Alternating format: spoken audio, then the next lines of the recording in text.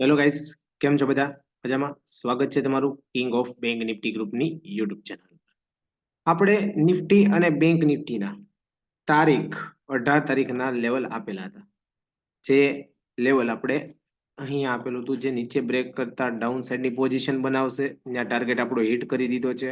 Second target બી hit કરી દીધો છે માર્કેટમાં આપણે બેંક નિફ્ટી અને નિફ્ટી બંનેમાં. તો કોંગ્રેચ્યુલેશન્સ જે લોકોએ લીધેલા હોય ટ્રેડ એના માટે, કે જેને સારો એવો પ્રોફિટ બનેલો છે. ઘણા લોકોના સ્ક્રીનશોટ મને આવેલા છે, એનાથી મને બહુ આમ સારું એવું ફીલ થયું છે કે જે મારા વિડીયો જોવે છે.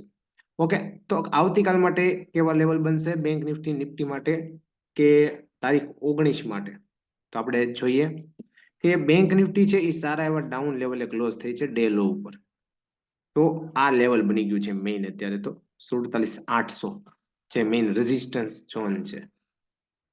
રેઝિસ્ટન્સ નહીં, સોરી, સપોર્ટ ઝોન છે 47,800, અને 48,000 છે એ રેઝિસ્ટન્સ ઝોન છે.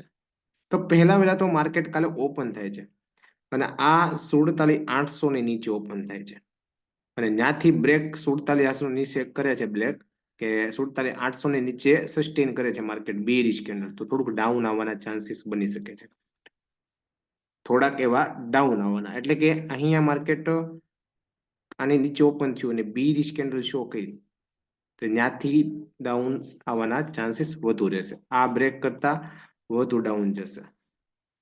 આ ડાઉન સાઈડ માટે પહેલું થયું, અને પછી જોઈએ બીજું, તો એને નીચે આવતા 47,497, એટલે કે 47,500 નીચે ક્રોસ થતા વધુ ડાઉન જવાના ચાન્સીસ બેંક નિફ્ટીમાં કાલે બની શકે છે.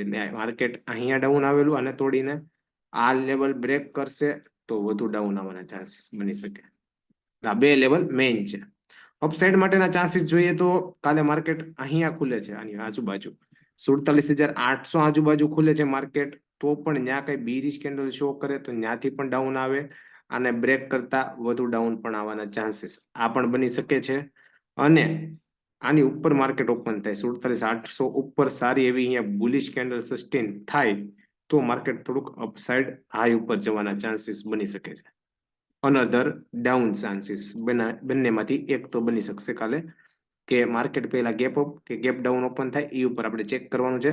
માર્કેટ 48,200 ઉપર જ સારું એવું ટકે એમ છે, જે મને લાગે છે. ઓકે, મારા વ્યૂ છે.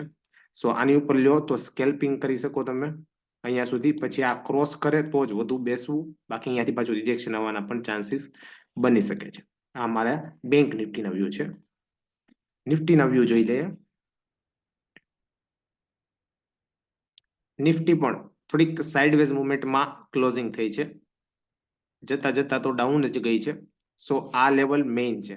કાલે 21,410 ની નીચે ઓપન થાય, એટલે 400 નીચે ઓપન થતા તે કાલે 350 સુધી પહેલા વેલા જવાના ચાન્સીસ બની શકે ડાઉન સાઈડ. અહીંયા બેરિશ કેન્ડલ સારી એવી સસ્ટેન થાય તો, અને એ બ્રેક કરતા સારું એવું ડાઉન 50-70 પોઈન્ટની ડાઉન મુવમેન્ટ પાછી લઈ શકે એમ છે કાલે નિફ્ટીમાં. પણ ક્લોઝિંગ જો સારું અપસાઇડ આવ્યું, કે માર્કેટ 21,480 ઉપર ટકી રહ્યું, કે 90 ઉપર અથવા 500 ઉપર, 21,500 ઉપર ટકી રહ્યું માર્કેટ કાલે, તો ત્યાંથી બુલિશ મુવમેન્ટ આવવાના પણ ચાન્સીસ બની શકે છે. પણ એ 21,500 ઉપર ટકી રહેવું જોઈએ માર્કેટ પહેલા વેલા તો આની ઉપર માર્કેટ અહીંયા ટકી રહી માર્કેટ આની ઉપર, તો અપસાઇડના થોડાક ચાન્સીસ બની શકે છે. રિટેસ્ટ પ્રમાણે અપસાઇડ જવાનું, એસએલ ટ્રેલ કરતું કરતું. બાકી ફ્લેટ ઓપન થાય અને આજુબાજુ રેડી વાત છે, ત્યાં ઓપન થાય છે ફ્લેટ, તો ત્યાંથી બેરિશ કેન્ડલ શો થતા પણ ડાઉન આવવાના ચાન્સીસ કાલે બની શકે છે.